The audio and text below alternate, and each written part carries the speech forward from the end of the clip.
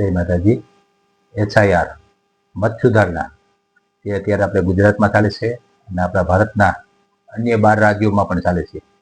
પરંતુ આ એચઆઈઆરનો મુદ્દો કેમ આવ્યો અને એચઆઈઆરનો વિરોધ શરૂઆતમાં રાહુલ ગાંધીએ કર્યો, પરંતુ આ એચઆઈઆરની જરૂર કેમ પડી? કારણ કે મત જે અમુક ડબલ પડતા હોય, ડુપ્લિકેટ મત હોય, અમુક રોહિંગ્યા બાંગ્લાદેશીઓ આવી ગયા હોય અને તેમને વોટર આઈડી કાર્ડ બનાવી નાખ્યા હોય. આ બધું છતું કેને કર્યું? તો આ છતું બધું રાહુલ ગાંધીએ કર્યું. કેવી રીતે? તેનો પણ ઓડિયો મેકીશ. કારણ કે પેલા મુદ્દો રાહુલ ગાંધીએ જ ઉપાડ્યો હતો કર્ણાટકની ચૂંટણી પછી, કે આટલા વોટ ડબલ છે, આટલા બોગસ મત છે, આટલા મત છે. પેલા આપણે ઓડિયો સાંભળી લઈ, પછી આગળ ચર્ચા કરી.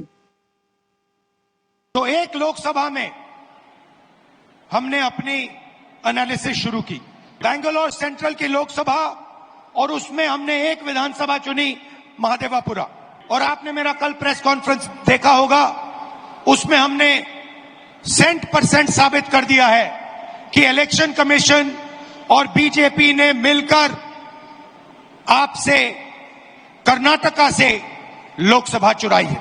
महादेवापुरा में 6.5 लाख वोट हैं असेंबली में, और उसमें से 1,250,000 वोट चोरी किए गए हैं।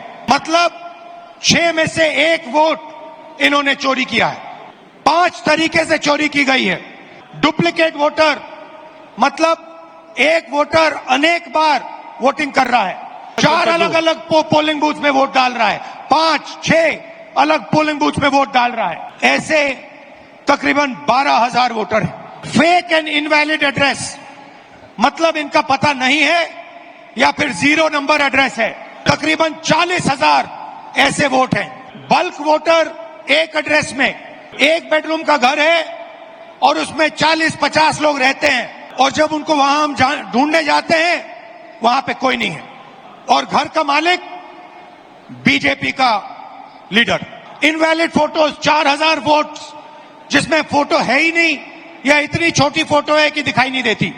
और 34,000, तकरीबन 34,000 वोट जहां फॉर्म 6 को मिसयूज किया गया है। फॉर्म 6 फर्स्ट टाइम वोटर्स के लिए होती है। 34,000 ऐसे लोग हैं जिनकी आयु किसी की 90 साल, किसी की 80, 81, 82 प्रकार से 1 लाख वोट इलेक्शन कमीशन और बीजेपी ने चोरी किया है। આ કર્ણાટકની એક લોકસભા સીટ અને તેની એક વિધાનસભા સીટમાંથી રાહુલ ગાંધીનો સર્વે છે, અને ઇલેક્શન કમિશને રાહુલ ગાંધીના આ સર્વેને બાન આપીને એચઆઈઆર પ્રક્રિયા ચાલુ કરાવી. શરૂઆતમાં આપણે પહેલા બિહારમાં થઈ, પરંતુ રાહુલ ગાંધી દ્વારા આ એચઆઈઆર પ્રક્રિયાનો વિરોધ કરવામાં આવ્યો. આ મત સુધારણા યાદી બનાવવાનો વિરોધ કરવામાં આવ્યો. તો ભાઈ, તમારા જ કહેવાથી, કે તમે જ કહો છો કે ડુપ્લિકેટ મત છે, બોગસ મત છે, આ બધું તમે જ કહો છો, અને ઇલેક્શન કમિશન તમારા કહેવાથી એચઆઈઆરની પ્રક્રિયા શરૂ કરે આ મત સુધારણાની, અને પાછો તમે જ બિહારમાં વિરોધ કરો. બિહારમાં તો વિરોધ કર્યો, પણ પછી અત્યારે આપણે જે 12 રાજ્યો છે ને, તેમાં ક્યાંય કોંગ્રેસ વિરોધ કરતી નથી. કારણ કે કોંગ્રેસને ખબર પડી ગઈ કે આ મુદ્દો આપણો જ ઉઠાવેલો છે. અત્યારે પશ્ચિમ બંગાળમાં ખાલી મમતા બેનર્જી સિવાય કોઈ વિરોધ નથી કરતું. વિપક્ષના એકેય નથી નેતા કરતા, નથી રાહુલ ગાંધી કરતા કે બીજા કોઈ કરતા. પશ્ચિમ બંગાળમાં ખાલી મમતા બેનર્જી સિવાય કોઈ વિરોધ નથી કરતું. કારણ કે મમતા બેનર્જીને તો જો અત્યારે પશ્ચિમ બંગાળમાં સમાચારમાં તમે જુઓ તો રોહિંગ્યા બાંગ્લાદેશી અત્યારે જે મોટા મોટા સિટી મેકીને ભાગે છે, અને બંગાળની સરહદ ઉપર, એટલે કે બાંગ્લાદેશની સરહદ ઉપર અત્યારે સરહદ ખોલવાની વાત જોઈને બેઠા છે. ત્યાં લોકો કોણ છે? આ ડુપ્લિકેટ મત જે આપણા હક અધિકારનું ખાતા હતા તે લોકો અત્યારે બેઠા છે. અને બધાને ખબર છે કે જો આ એચઆઈઆરની પ્રક્રિયામાંથી આપણે પકડાઈ જશું તેની પહેલા આપણે ભાગ્યું. એટલે એસઆઈઆરની પ્રક્રિયામાં રાહુલ ગાંધી તો હવે કાંઈ નહીં બોલે, કારણ કે એને ખબર છે કે આ ઇલેક્શન કમિશન, ચૂંટણી પંચ અત્યારે તેમને જે મુદ્દો ઉઠાવ્યો તેમની ઉપર જ કાર્યવાહી કરે છે.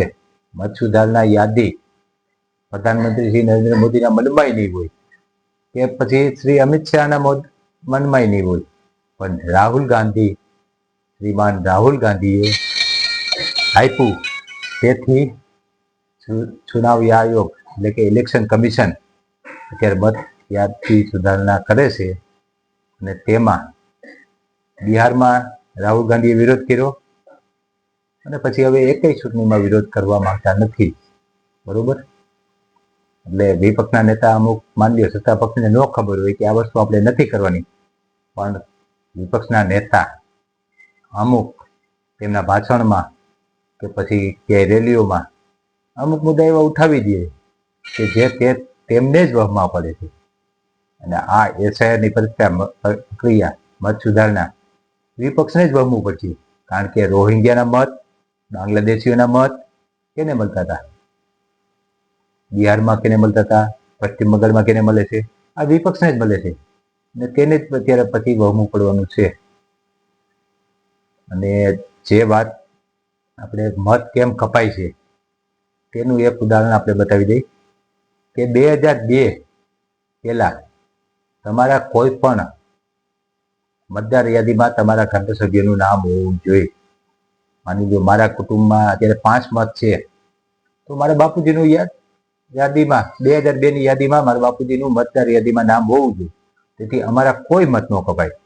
પણ જો મારા બાપુજીની 2002ની મતદાર યાદી પહેલામાં નામ ન હોય તો અમારા મત કપાવવાના છે, એટલે વોટ કપાવવાના છે, વોટ લિસ્ટમાંથી નામ કપાવવાનું છે.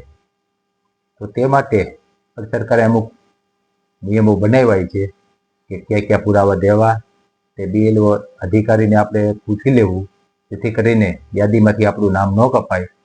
અમુક જૂના પુરાવા આપણે દેવા પડે. બાકી જો 2002ની મતદાર યાદી પહેલામાં આપણું નામ હોય તો આપણે એકેયના નામ નહીં કપાય. બરોબર, જય માતાજી.